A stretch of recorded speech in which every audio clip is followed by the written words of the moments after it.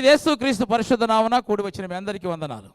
కొద్ది నిమిషాలు మనం దేవుని యొక్క వాక్యాన్ని విందాం. బైబిల్ గ్రంథంలో నుంచి మత్తయి సువార్త 25వ అధ్యాయము 1 నుంచి 4 వచనాలు చదువుకుందాం. మనందరికీ తెలిసిన విషయాలు.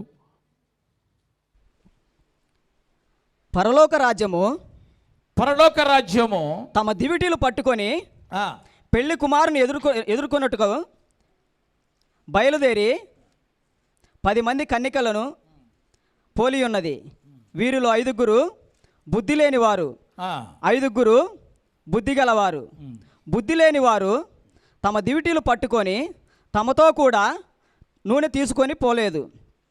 బుద్ధి గలవారు తమ దివిటీలతో కూడా సిద్ధిలలో నూనె తీసుకొని పోయిరి. ప్రేమ కలిగిన తండ్రి, పరిశుద్ధుడైన దేవా, నీ ఘనమైన శ్రేష్టమైన నామానికి వందనాలు స్తోత్రాలు చెల్లిస్తూ ఈ ఉదయకాలపు ఆరాధనలో మీరు మాతో ఉన్నందుకు నీకు వందనాలు చెల్లిస్తున్నాం. మా స్తుతుల మీద మీరు ఆశీనుడై ఉన్నందుకు నీకు వందనాలు ప్రభువా. కూడి వచ్చిన బిడ్డలందరినీ కూడా ప్రభువా మీరు దీవించండి, ఆశీర్వదించండి. నీ ఆత్మ స్వాధీనంలో ఉంచుకోమని ప్రార్థిస్తున్నాం. ఈ సమయంలోనైనా చదవబడిన వాక్య భాగాన్ని ధ్యానిస్తూ ఉండగా నన్ను కూడా నీకు ఆత్మచేత అభిషేకించండి. మా అందరితో ప్రభువా మీరు మాట్లాడమని యేసుక్రీస్తు నామమున ప్రార్థించి అడిగి వేడుకొనుచున్నాము తండ్రి, ఆమేన్. ప్రియమైన దేవుని బిడ్డలారా, ఈ చదవబడిన వాక్య భాగము మనందరికీ తెలిసిన వాక్య భాగం. చాలాసార్లు బుద్ధి గల కన్యకల గురించి, బుద్ధి లేని కన్యకల గురించి మనము మాట్లాడుకున్నాం. ఇక్కడ బుద్ధి గల కన్యకలు పెండ్లి కుమారుని ఎదుర్కొన్నారు. పెండ్లి విందుకి లోపలికి వెళ్ళిపోయారు. బుద్ధి లేని కన్యకలు విడవబడ్డారు. ఈ బుద్ధి లేని కన్యకలు అని పిలువబడేవారు వీరు తప్పు చేసిన వారు కాదు, పరిశుద్ధతను కోల్పోయిన వారు కూడా కాదు, లోక స్నేహము చేసిన వారు కూడా కాదు, ప్రియుని కొరకు ఎదురు చూపులు మానివేసిన వారు కూడా కాదు. వీరు పెండ్లి కుమారుని రాక కొరకు ఎదురు చూసిన వారే. వారు ఆలోచనలన్నీ కూడా పెండ్లి కుమారుడి మీద ఉన్నాయి. బుద్ధి కలిగిన వారు ఎలాగో అలసి నిద్రపోయారో వీరు కూడా అలసి నిద్రపోయిన వారే. వీరు కూడా సమర్పణ కలిగి వచ్చిన వారే అక్కడికి. కానీ వారికి వీరికి ఉన్న వ్యత్యాసం ఏంటంటే, ఈ బుద్ధి లేని కన్యకలు లోపలికి వెళ్ళలేకపోయారు, బయట విడవబడ్డారు. కారణం ఏంటంటే వారి దగ్గర తైలము లేదు. వారు అమ్మవారి దగ్గరకు వెళ్ళి కొనుక్కుని తెచ్చే అంతలో ఆ కొంచెము సమయంలో, ఆ కొంచెము నూనె కొనే సమయంలో పెండ్లి కుమారుడు వచ్చాడు. వాళ్ళు ఎదుర్కొనలేకపోయారు. వాళ్ళందరూ కూడా విడవబడ్డారు. ఇంతకీ వారు చేసిన తప్పేంటంటే గనక, లోకములో వాళ్ళు కలిసిపోయిన వారు కాదు, పరిశుద్ధతను కోల్పోయిన వారు కాదు. వారు ఒకవేళ పాపము చేశారా, దివిటీలు ఒకవేళ ఆరిపోయాయా, అసలు దివిటీలు లేవా అంటే కనుక దివిటీలు ఉన్నాయి, ఆరిపోన కూడా ఆరిపోలేదు. అదే మత్తయి సువార్త 25వ అధ్యాయం 8వ వాక్యంలో చూస్తే గనక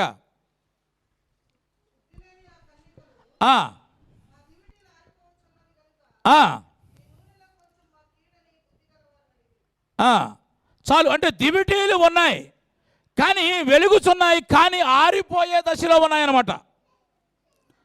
అంటే బుద్ధిగల కన్యకలు దివిటీలు కూడా ఆరిపోయే దశలో ఉన్నాయి.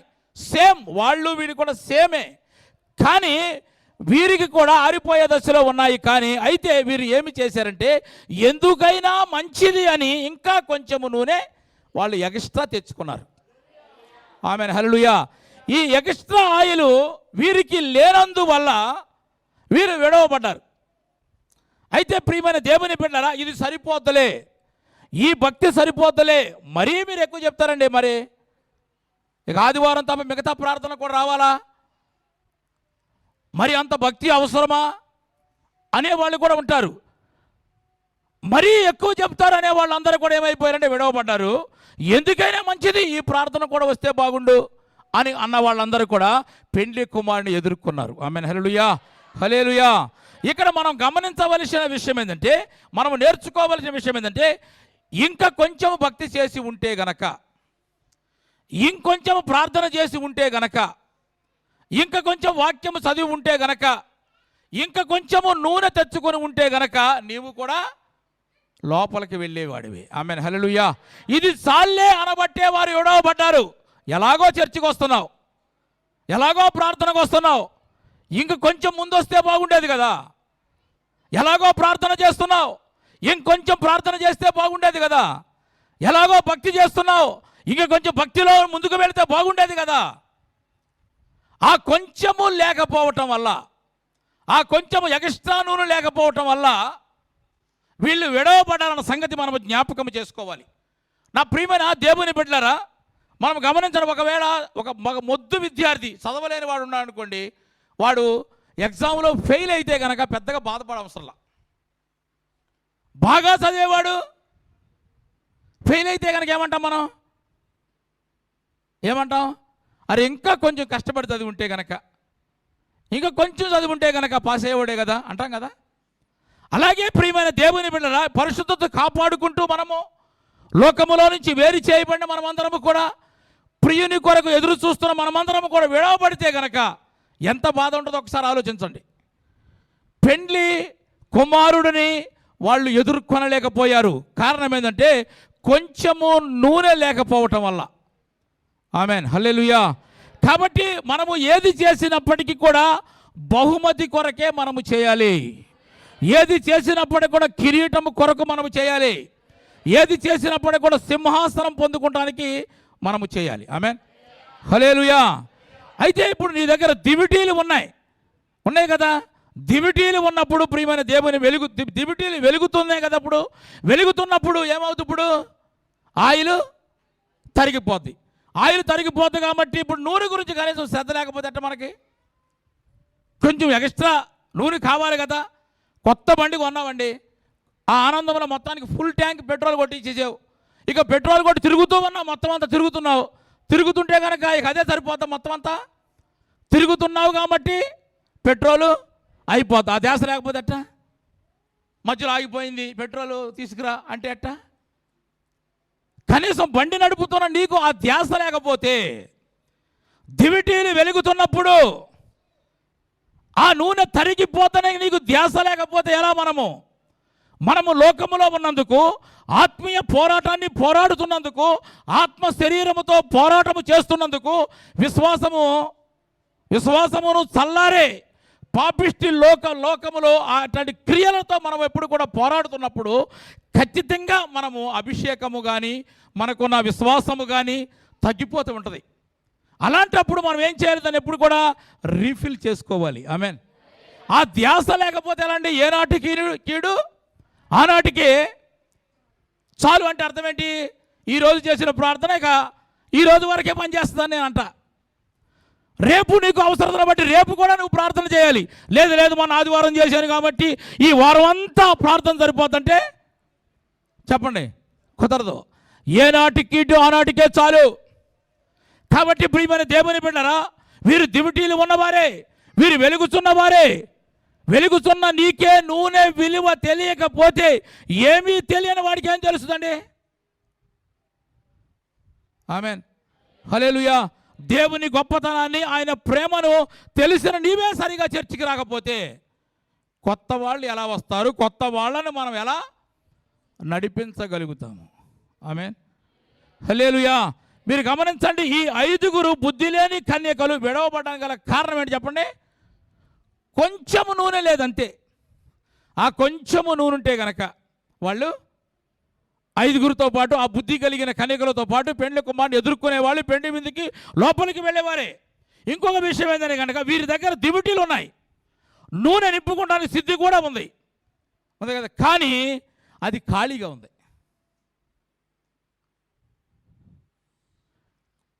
అది ఖాళీగా ఉందని సోయి కూడా లేకపోతే అట్ట ఖాళీగా ఉన్నప్పుడు ఈ వాటర్ బాటిల్ తాగుతూ ఉంటా పద్దాక నేను, ఇది అయిపోద్ది, అయిపోయిన సంగతి నాకు తెలవకపోతే అట్ట,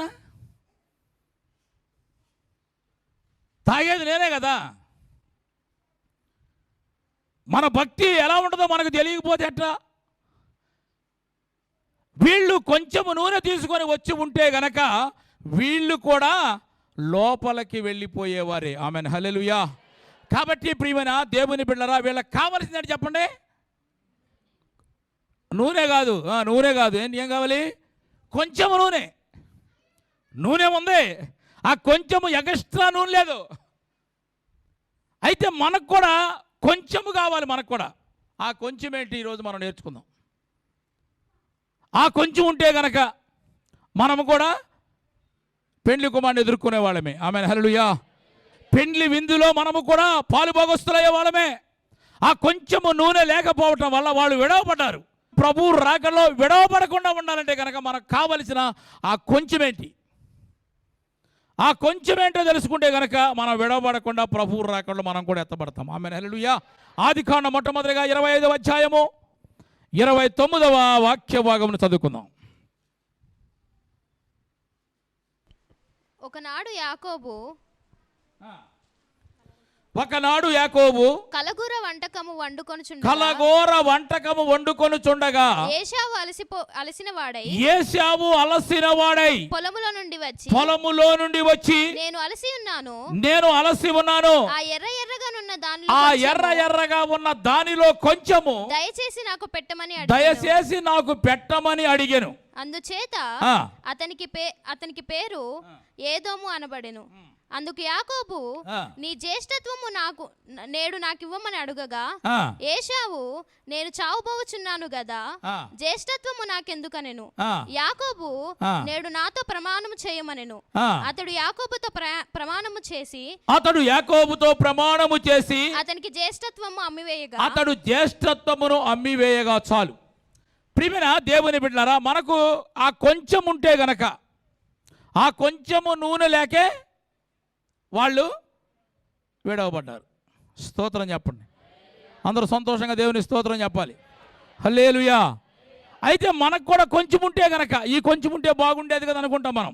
ఇక్కడ చదువుకున్న వాక్యంలో మనం గమనించితే గనక ఇక్కడ ఇస్సాకుకు 2 కుమారులు ఉన్నారు.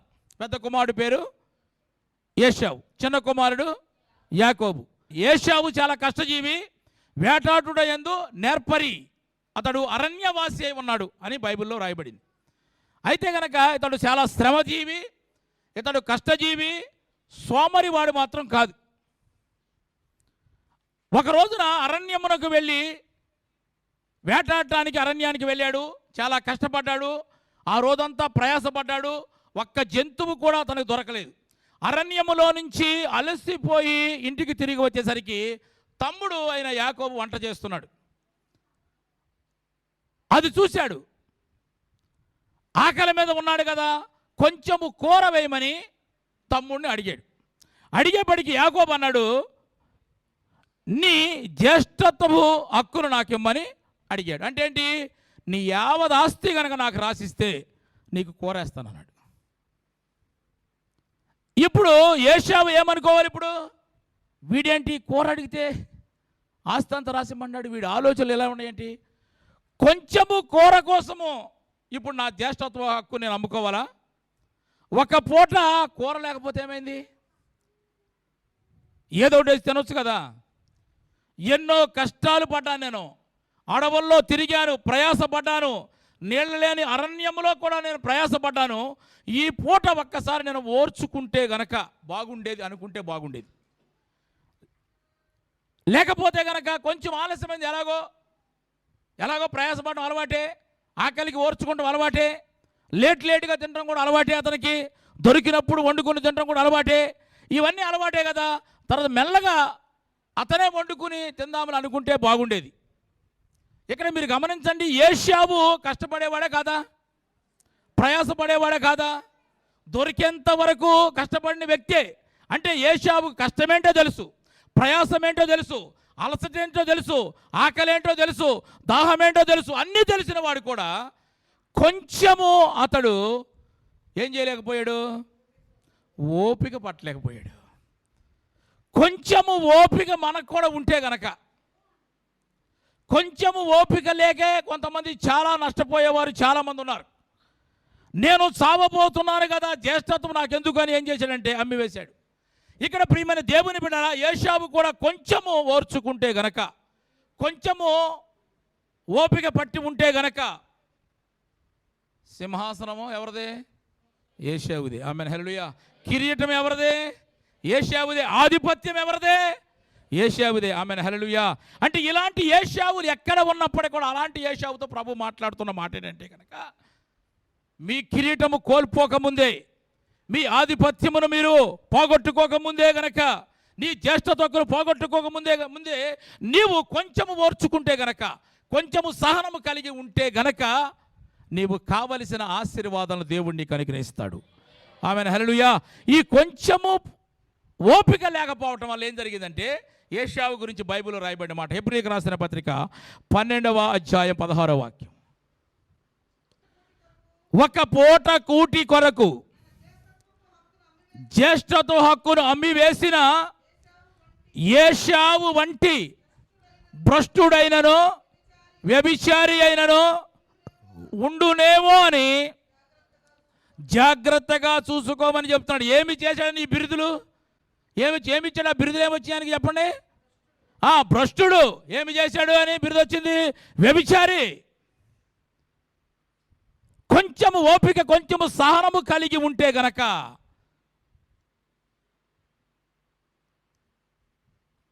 ఆయనకే సింహాసనం దక్కేది.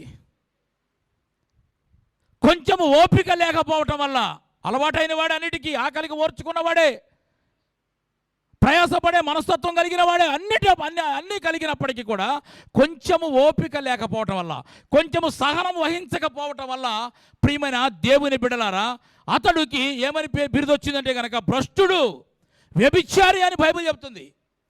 కాబట్టి ప్రియమైన దేవుని బిడ్డలారా, నీ ప్రమేయము లేకుండానే దేవుని కృప వల్ల దేవుడు నీకు ఒక స్థానాన్ని ఇచ్చాడు కదా.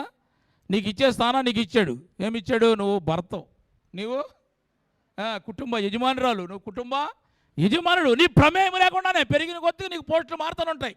ఆమెనా? మొట్టమొదటిగా కొడుకై ఉండొచ్చు, తర్వాత నువ్వేమై ఉంటావు, తర్వాత నానమై ఉంటావు, మామై ఉంటావు.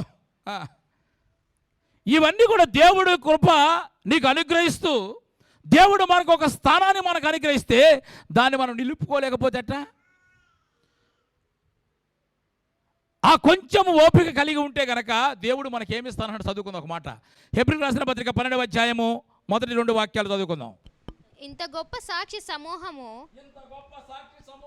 మేఘము వలె మనలను ఆవరించి ఉన్నందున, మేఘము వలె మనలను ఆవరించి ఉన్నందున మనము కూడా ప్రతి భారమును సులువుగా చిక్కులు పెట్టి పాపమును విడిచిపెట్టి విశ్వాసమునకు కర్తయు దానిని కొనసాగించు వాడునైనా యేసు వైపు చూచుచు మన ఎదుట ఉంచబడిన పందెములో ఓపికతో పరిగెత్తు. ఆమేన్, హల్లెలూయా.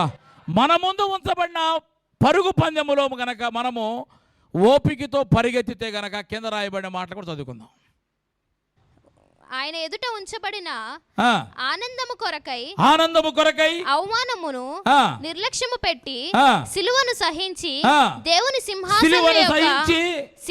సింహాసనము యొక్క కుడి పార్శ్వమున ఆసీనుడై ఉన్నాడు. ఆమేన్, హల్లెలూయా.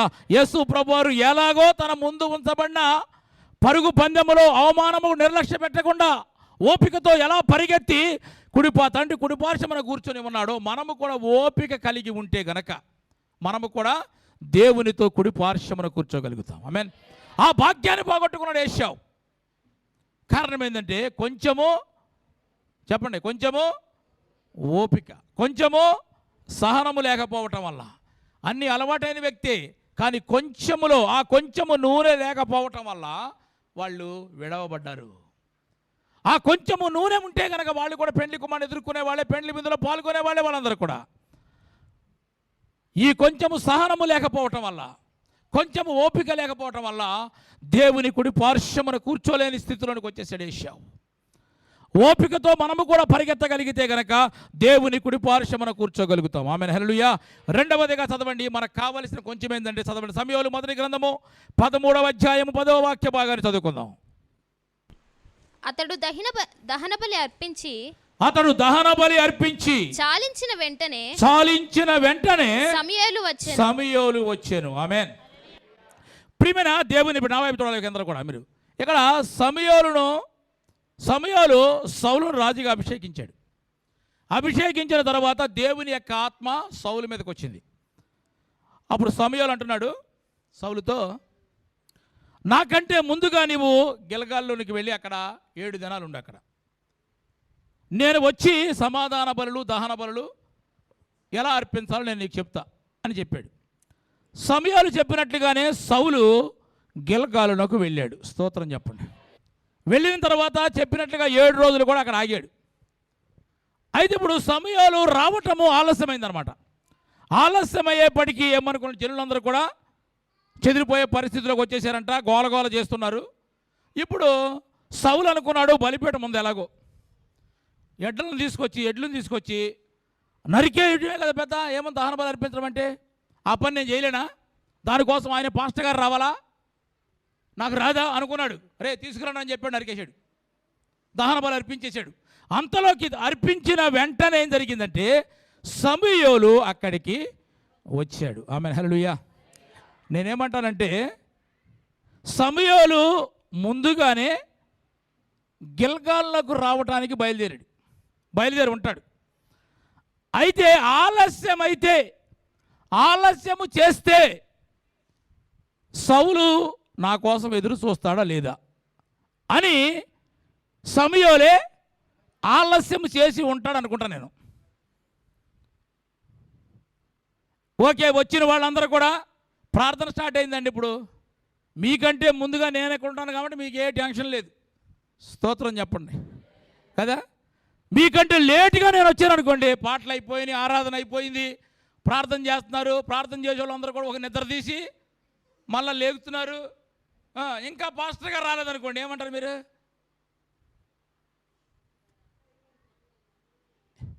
ఇక ముగింపు ప్రార్థన చేసేయండి, ఎందుకు ఇక ఎక్కడ పోయాడు పాస్టర్ గారు. ఇక్కడ అదే జరిగిందనమాట. ఎదురు చూడలేకపోయాడు. జనులందరూ కూడా వెళ్ళిపోయే పరిస్థితికి వచ్చేసారు, గోలగోలు చేస్తున్నారు. ఇప్పుడు ఈయన ఏమనాలి, సౌలు ఏమనాలి? ఆయన పాస్టర్ గారు మనకు చెప్పాడు కదా, ఆయన ఖచ్చితంగా ఆలస్యమైనప్పటికి కూడా వస్తాడు. ఇంక 2 పాటలు పాడండి, ఇంకొంచెంసేపు ఆరాధన చేద్దాం, ఇంకొక ఇద్దరం ప్రార్థన చేద్దాం అని చెప్పాలి. అలా అనకుండా ఏం చేశాడు, వచ్చేంత వరకు అలా అనకుండా ఎదురు చూడకుండా కత్తి అందుకున్నాడు, బలి ఇచ్చేశాడు. దహన బలి ఇచ్చిన వెంటనే సమూయేలు అక్కడికి వచ్చేసాడు. కొంచెము ఎదురు చూడగలిగితే కదా, కొంచెం ఎదురు చూడలేకపోయారు. అయితే ఇప్పుడు ఎదురు చూడకపోవటం వల్ల, కొంచెము నూనె లేకపోవటం వల్ల ఏమైంది, వాళ్ళు విడవబడ్డారు. కొంచెము అక్కడ ఓపిక లేకపోవటం వల్ల కిరీటాన్ని పోగొట్టుకున్నాడు. ఎవరు? ఏశావు. భ్రష్టుడైపోయాడు, వ్యభిచారైపోయాడు. ఇక్కడ కొంచెం ఎదురు చూడలేకపోవటం వల్ల సమూయేలు మొదటి గ్రంథం 13వ అధ్యాయము 13వ వాక్య భాగాన్ని చదువుకుందాం. అందుకు సమూయేలు ఇట్లా నేను నీ దేవుడైన యెహోవా నీకు ఇచ్చిన ఆజ్ఞను గైకొనక నీవు అవివేకపు పని చేసితివి. నీ రాజ్యము ఇశ్రాయేలు మీద సదాకాలము స్థిరపరచుటకు యెహోవా తలంచి ఉన్నాడు. అయితే నీ రాజ్యము నిలవదు. ఎక్కడో లోకంలో కలిసిపోయిన నిన్ను తీసుకొని వచ్చి నిన్ను రాజుగా చేసి నీ రాజ్యమును స్థిరపరచాలని ప్రభు ఆయన అనుకున్నాడు దేవుడు. కానీ నువ్వు అవివేక పని చేసావు నువ్వు. కాబట్టి నీ రాజ్యము నిలవదంట అంటున్నాడు. అంటే ఏంటి అర్థం ఏంటంటే కొంచెము ఎదురు చూడకపోవటం వల్ల రాజరికాన్ని పోగొట్టుకున్నాడు. వెంటనే 14వ వచనం చెప్తున్నాడు అనమాట. చదవమ్మా. యెహోవా తన చిత్తానుసారమైన మనసు గల ఒకని కనుగొని ఉన్నాడు. నీకు ఆజ్ఞాపించిన దానిని నీవు గైకొనకపోతివి గనుక యెహోవా తన జనుల మీద అతనిని అధిపతిగా నియమించాడు. చాలు, నీవు ఆజ్ఞలు పాటించడానికి నీవు ఎదురు చూడలేకపోయావు కదా. ఈరోజు ఆదివారం అయిపోయిందండి, మరలా ఎప్పుడు ఆదివారం వస్తుందా ఎదురు చూసేవాళ్ళందరూ దేవుని స్తోత్రం చెప్పండి. ఎదురు చూడాలి. మనము ఎదురు చూడలేకపోయాడు. ఎవరో సౌలు రాజరికాన్ని పోగొట్టుకున్నాడు. అతనికి బదులుగా దేవుని చిత్తం నెరవేర్చే వ్యక్తి, దేవుని ఆజ్ఞలు పాటించే వ్యక్తి అయిన దావీదును దేవుడు రాజుగా నియమించాడు. ఆమేన్, హల్లెలూయా. దేవుడు రాజుగా నియమించగానే దావీదు వచ్చి ఎక్కడ సింహాసనం ఏది, కుర్చీ ఏది అనేది కూర్చోలా. ఏం చేశాడు? పేతురు రాసిన పత్రిక 5వ అధ్యాయం 6వ వాక్యంలో ఏముందంటే చదవండి.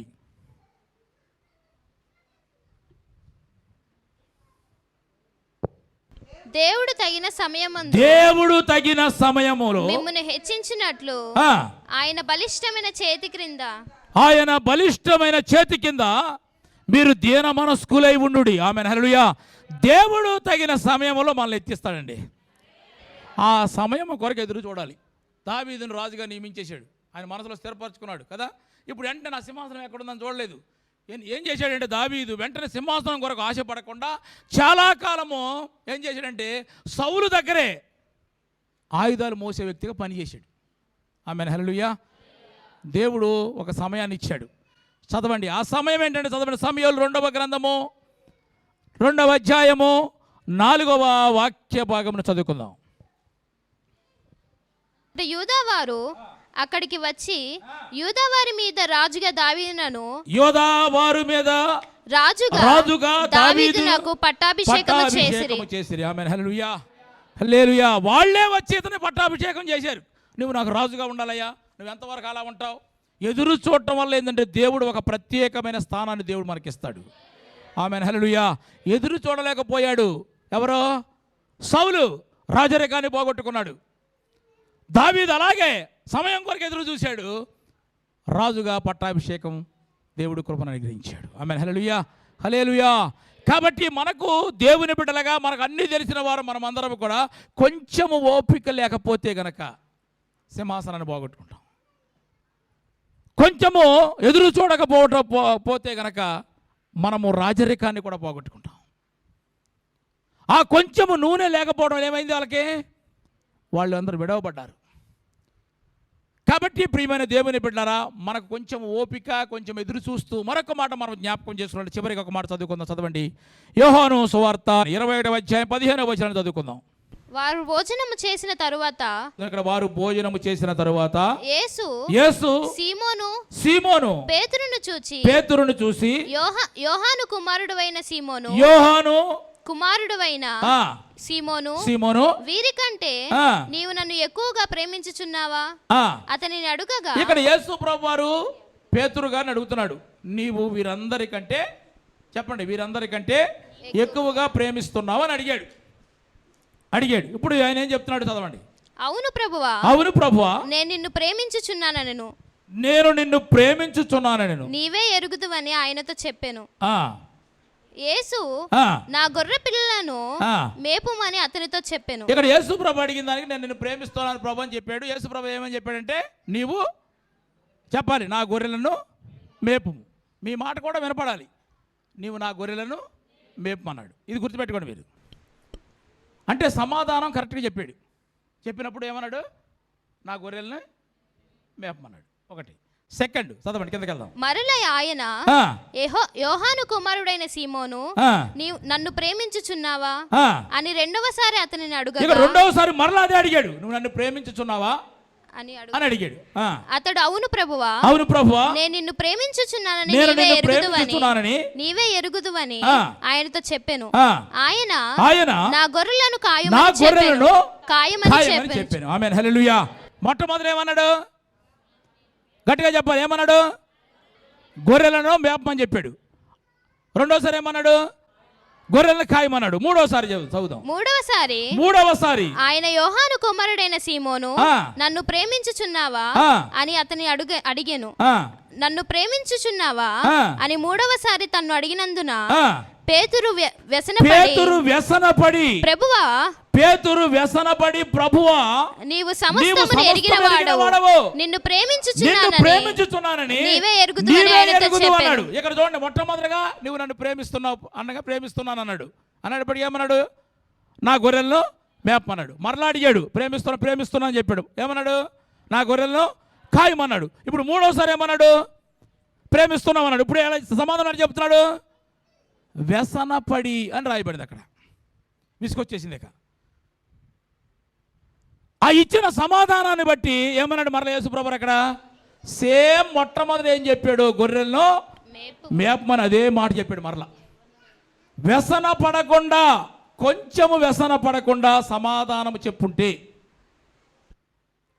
గొర్రెలను మేపమని చెప్పిన యేసయ్య, గొర్రెలను కాయమని చెప్పిన యేసయ్య, ఆ గొర్రెలన్నీ కూడా నీయేనని చెప్పాడేమో. స్తోత్రం చెప్పు.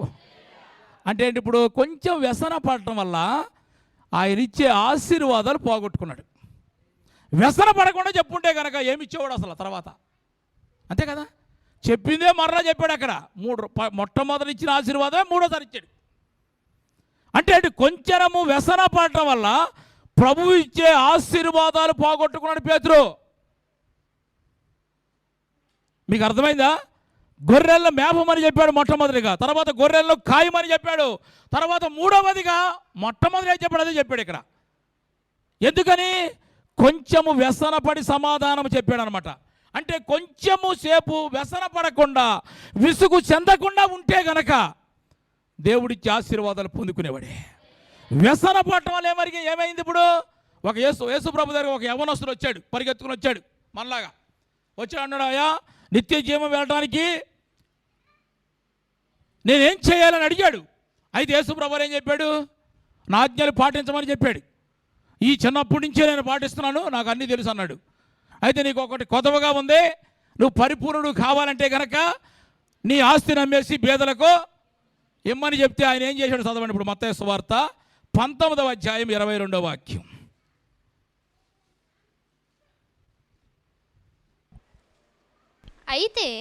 అయితే ఆ యవ్వనుడు మిగుల ఆస్తి గలవాడు కనుక ఆ మాట విని వ్యసనపడుచు వెళ్ళిపోయాను. పేతురు వలె ఇతను కూడా వ్యసనపడ్డాడు. వ్యసనపడి వెళ్ళిపోయాడు. నిత్య జీవాన్ని పోగొట్టుకున్నాడు. కొంచెము వ్యసన పడకుండా ఉంటే గనక, కొంచెము సేపు విసుగు చెందకుండా ఉంటే గనక నిత్య జీవానికి వారసుడు అయ్యేవాడే. ఆమెన్. కొంచెం విసుగు చెందాడు కదా.